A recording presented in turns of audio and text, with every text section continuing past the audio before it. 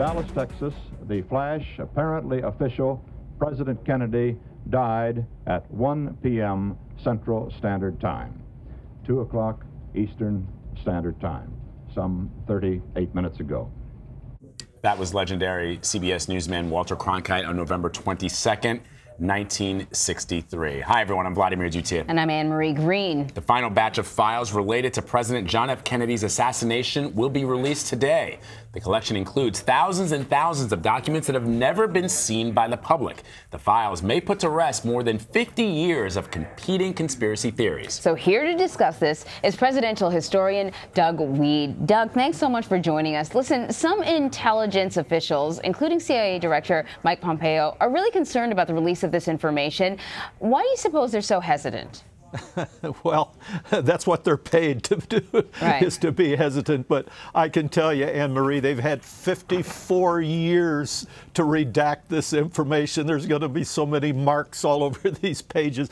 There are people at the CIA who have made their careers out of redacting these pages. So I don't expect that the CIA will be too embarrassed. Doug, it seems, I think for the general public, they assume, or they hope perhaps, that the information in these documents will somehow give us more insights into the actual assassination of President Kennedy and all the wild conspiracy theories that are out there. But perhaps the reason why Director Pompeo is so concerned is, more importantly, it will give the public an insight into the inner workings of the Central Intelligence Agency during that period of time in this country. Yeah, absolutely. They're worried about protocol and revealing their methods, and that's the real concern. Of course, that's right. That's the real concern. But in this case, many people feel enough is enough, and the need for the public to know outweighs some of those technical concerns. So there are thousands and thousands, is it 35,000 pages being released? So it's going to take a while to sift through all of that stuff. I don't think they're all being released at the same time. But what will you be looking for in those documents? Yeah, I think I told you, it's like Christmas for me. There's going to be papers all over, and for someone who's a student of history, it's going to be great. But it's like giving someone 31 books, each of them the size of the Bible, and then asking them to come up with a paragraph summary. So I personally am going to Mexico, like a lot of scholars and students will be going, to look at what happened when Oswald was in Mexico. I'll be looking, like to eliminate this mafia thing. I'll be looking to see if anyone from the mafia was in Mexico at the time, because the mafia used false flags in public assassinations. Joe Colombo comes to mind. And they always use the cutout man, as they did with Ruby. And there's all these audio tapes the FBI had of the mafia bragging, claiming that they had the hit. There's the Judy Exner story. There's the wiretaps on old Joe Kennedy talking about West Virginia and Humphrey and Cook County. And so I'd just like to put that to rest. That's the most nagging conspiracy theory. And that's the one that the Senate Select Committee was concerned about in 1976, too. Well, it's interesting, Doug, you point out some of those conspiracy theories. I mean, it is a fact that Judith Exner, the mistress of President Kennedy, was tied to mafia, the mafia organization. She was the girlfriend of a high-ranking boss. It's also true that Jack Ruby was a low-level mafia guy connected to the mob. So those things are true, and I guess that's always been the question for a lot of people. Even if you've got wise guys talking about it on wiretaps, the fact is that there were certain people somehow, either directly or indirectly, were connected to this assassination.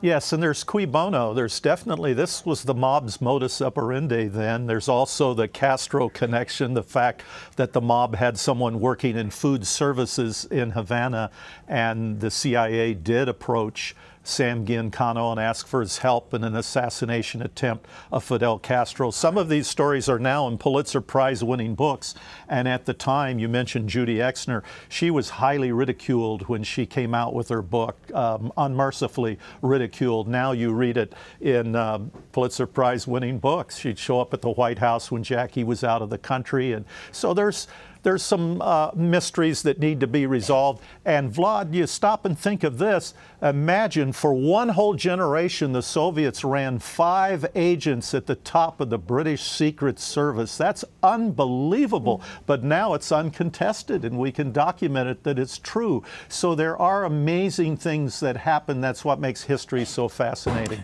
It is interesting, Doug, that, and I'm glad that you actually raised that issue, the Cambridge Five, Anthony Blunt and those others who were part of MI6 that ran essentially that organization. I'm curious, do historians know a lot about the time that Oswald spent in the Soviet Union? There seems to be a lot of questions, discrepancies about what he went to do there, why he was there. What have you learned? Yeah, there's a lot there, and what I've learned is a lot of the information is destroyed. And you know, Vlad and Anne-Marie, this is fascinating to me. We talked about the Cambridge Five. There were movies, there were best-selling books, #1 New York Times bestsellers. But eventually we found out the truth, and it didn't sell at all. The mystery sells. The truth, no one's interested. And I think that eventually we're going to know what happened here with John F. Kennedy, but by the time we know it, I'll be gone. Maybe you guys will be gone too, and nobody's going to care.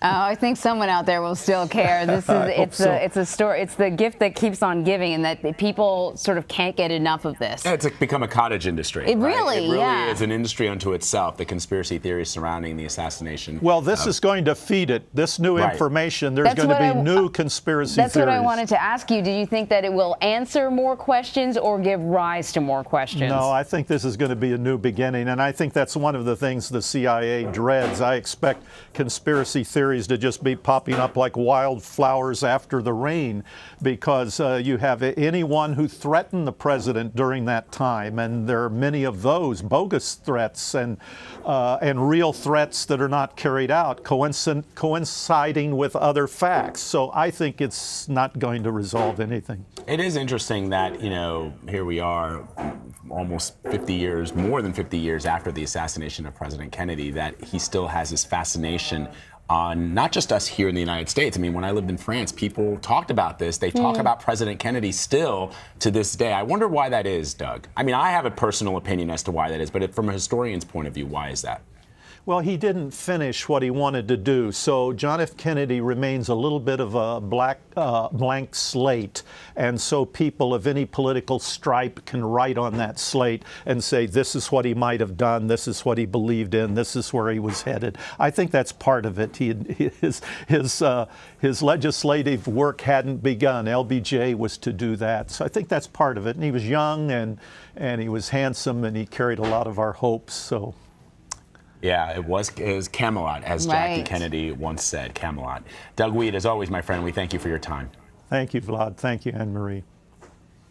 Thank you, Doug.